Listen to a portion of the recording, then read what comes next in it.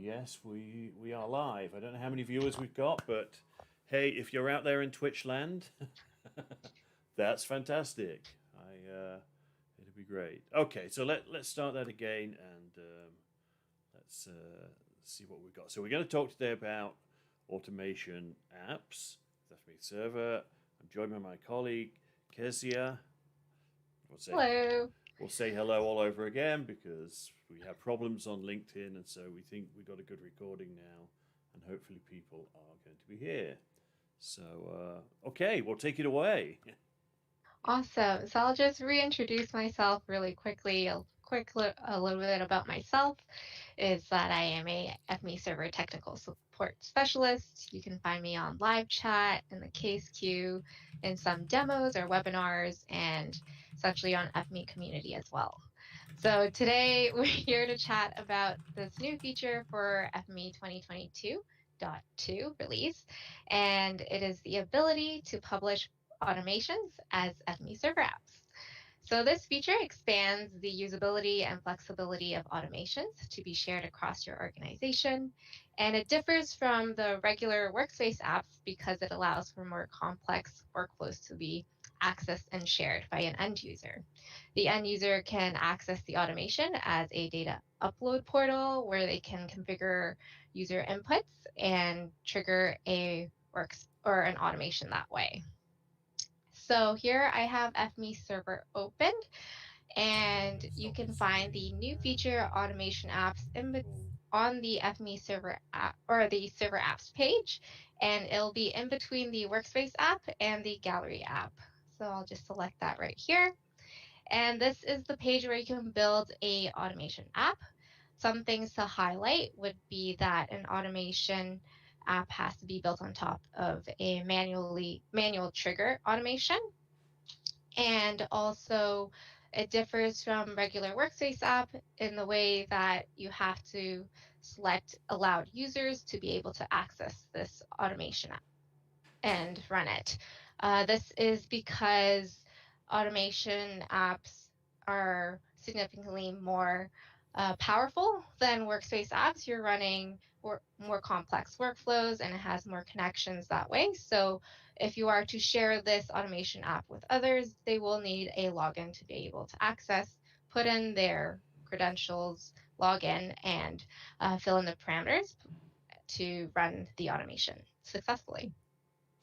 Some similarities would be that the page to build an Workspace or in a server app in general is very low to no code, very easy, fill in the parameters. Instead of selecting a repository or workspace, you're selecting an automation. You can set the expiration, and you can also customize the look and feel of your automation app just as you can for regular Workspace apps and Gallery apps.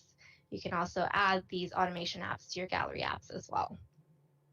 So that's just a little bit about building automation apps, but let's go into the automation themselves. And here we are jumping into automations. It is a canvas, a little quick background. It is a low to no code canvas and drag and drop. Triggers are events that kick off an automation. So ones that you want to use to build automation apps off of would be the manual trigger. So we can click apply, and then we can build out our complex workflows, have workspaces running in parallel or one after the other, and you can build out more complex workflows that can be triggered by the app and the end user. That's really, I mean, personally, I've never got fully up to speed, I don't think, with what automations can do, but they are pretty incredible because of the doing things in parallel, different workspaces running at the same time, and there's so much can go on in there that it's really powerful. That's my opinion anyway. I certainly haven't got into it in as much depth as I should, so I'll have to Don't worry on that. Yeah, for sure. It is very powerful and really fun to build, in my opinion, as well. So I can start off easy. How we can connect the automation with the app is first, it has to be a manual trigger. Second, you will use output keys, or depending on what user parameters you want the end user to be able to access, you will create these output keys, these manual triggered keys that can be used in the automation app. So for example, here I can run a workspace that is simply reading in an SCV file. Mm-hmm.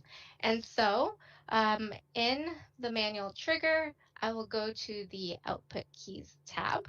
And in manual keys, we can add this, this parameter or this key Oh, to be able to feed downstream. that's how it works.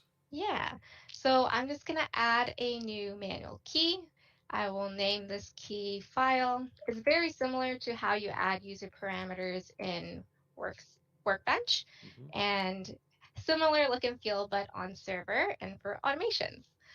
So here is, I'm going to name this key file. You can edit the prompt if you like, select a file for the source, and then you can set the default value. I can set it later on as well. And then once I click apply, I can then go back to the workspace, and in the parameters, instead of going to upload a different file, I can just use the manual key that I just created.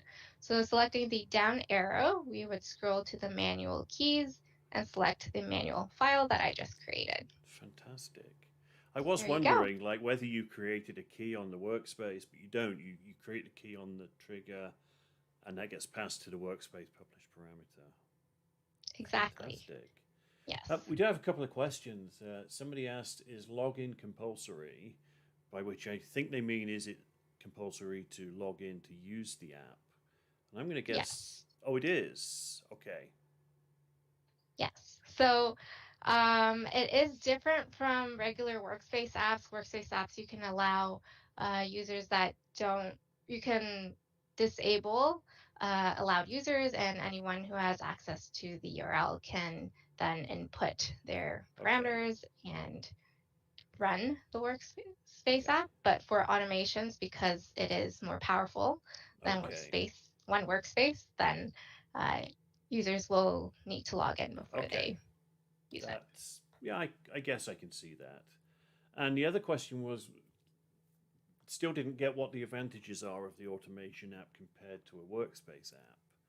And I mean, I think I answered some of that by the fact we can do like parallel streams and all sorts of things. You can do more in an automation than you can by just connecting to a single workspace. Do you have any specific examples, perhaps, that you can think of? I do have an example of a more complex workflow. Okay. For example, a split merge block scenario here. Okay. And this one has a split merge block in my automation workflow, and we also have multiple workspaces that are running downstream after one another.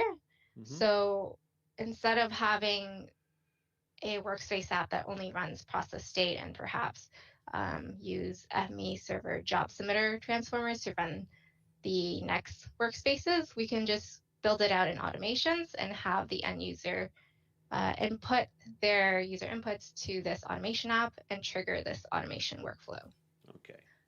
So I can show you how this works really quickly. Essentially, this workspace takes in a state, and then it'll just process the state downstream and perhaps do some validation and that sort of thing. So this manual trigger, the output key that we created, or the manual key, was a text. I can just stop this for a second so I can edit and show you. So manage keys, and here is a text key, manual key, and the user just needs to input a state. So I'll just click apply, and then in this parameter, I've linked that manual key as the parameter input. So Gotcha. I'm just going to start the automation, and I already have a server app created for it. The I'll manage the automation apps, and it is a split merge block. I can open up so you can see how I created it. So I gave it a title, description. I selected the split merge block automation, and the allowed user so far is just admin. And here is the parameter, the key that we created to enter the state. And I didn't really customize it, but let's take a look at what that looks like. So here is an automation app, and I will enter, for example, California, click OK, and this triggers the automation and the more complex workflow that's occurring on FME Server. I didn't have to log in because I am already logged in, so I can show you if I were on incognito mode. Let me just copy this, the wrap URL.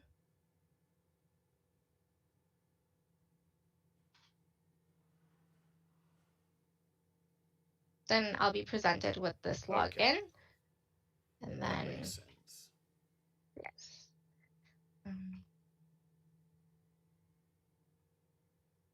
And then here I have access to the app. That sounds good. Okay, so I mean, I've got a couple of questions as well. So sure. I'm just wondering, is there a way to give more feedback? Because I noticed when you hit the OK or the run button, it just said, "Oh, automation is running," or "automation triggered." Is there any facility yet to sort of give you feedback, go back to a different page or something like that? For the end user, what I'm aware of is just that green pop-up button. Pop-up window, but we can definitely add. We're welcome. Feedback is very much welcome, and we can definitely add more to it. Absolutely, because I'm looking at the person who's asking questions, and I know what their setup is, and so I'm guessing maybe they don't want people to log in, or they want people to get something different out of this. Because I think they could benefit from the more complex workflows, but anyway, this is still fairly early days for this, I guess. Absolutely, this is first iteration. We're definitely open, from what I'm aware, to if the users are more inclined to have no login or no authentication to the automation app, we can definitely look into that as well.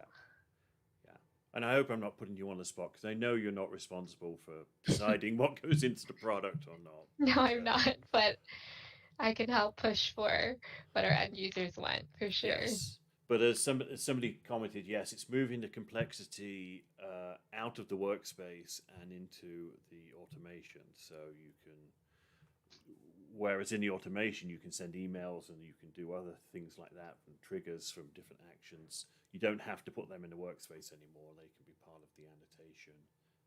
And, the automation, not the annotation. So, Yeah, and it's pretty easy to build complex workflows on the canvas rather than separate workspaces. Yes, I would think chaining workspaces together becomes a lot simpler with this. Because I've never found a way to do that with a plain server app to really run one workspace after another. So this is perfect. Exactly. Anything else that you can show us? Or is that pretty much everything that we need to know about for now? I could highlight a couple more manual keys that allows end users to input different types of parameters in. For example, I have the business owner. Wait, let me look. Automation app. This one allows the end user to select a file and also to select geometry. So you can definitely pass many of the parameters that we have and authored in Workbench and have the end user pass it into the automation that way. So you can draw with the geometry parameter, draw the area of interest, and they can also. And that's a key, not a parameter. Yeah, fantastic. Yeah, and they can also select files. Just go back in here. and then click OK, and it'll automation triggered. Fantastic. Just another question occurred to me while we were chatting. Can you create a gallery app that points to an automation app? You can. Yes, absolutely. Fantastic. I don't have that prepared right now, but I'm Okay, pretty sure I can that's show you. yeah. I mean, it just so Um, that we know if that's possible. Yeah, there we go. there you go. And we can do this one. And you can add labels like the Workspace apps and images. Yeah, you can definitely do that, and you can still customize them as well. Fantastic. But yeah, once again, there it is set up to require authentication for these apps. So I think when the end user accesses a gallery app and select an automation app, they'll still need to log in Okay. for now. Fantastic. For now, Yeah, yes. Anything is possible. Anything and everything is possible, I think, when it comes to what the users would like to see at the end of this. So, yeah. exactly. One last thing I want to highlight is if a automation is not enabled, so a manual trigger automation is not enabled, let's turn that off. Then when the user accesses the automation app, they will be notified that the automation is disabled and to contact the Beautiful. admin to enable it. Love And it. yeah, I think that's really good for troubleshooting. And also when you're building an automation app, if the automation is disabled or stopped, then Mhm. it'll notify you as well. So for example, if I were to select that split merge block, um, it should show up that it is not ready to be set up yet. Ah, wonderful. Uh, Click OK. Oh, is Oh, this the no, one? We'll look into that further, but okay. it should show up. Hey, I don't worry about it. Like my whole LinkedIn part of this went completely bad, so just having one tiny thing there not go as expected is fine. Excellent. And Yeah, so I think 2022.2 comes out in about 2 weeks' time, I think. Maybe it's even a week. Maybe it's I think yeah, early November yeah. is what So I'm it aware of. it could even be as early as next week that you can be trying this out. So yeah. Well, that's Yeah, fantastic. Well, thank you, Kezia. I'm not sure if I'm pronouncing that right there, but because I'm awful with names. But well, thank you for demonstrating all of this. Thank yeah, you for everyone who came over from LinkedIn to join us here on Twitch. I see we had up to 30 viewers at one point, which is wow, that's more viewers than I've ever had in one of these. So, if you don't mind, what I'm going to try and do is raid someone else's channel because I've never had enough people to raid another channel. So, I am going to raid a geoguessing channel. So, if you want to take part in some geoguessing, you can do that. But again, thank you for attending. Look out for this. There'll be a video on YouTube as well. So yeah, awesome. let's Yeah, see thanks if for having me. yeah. Well, you're welcome. It's been fantastic. So with that, thanks Kezia. Thanks everyone else, and here's to the next time that we do another sneak preview as well. Okay. Thanks. Bye, Bye. folks.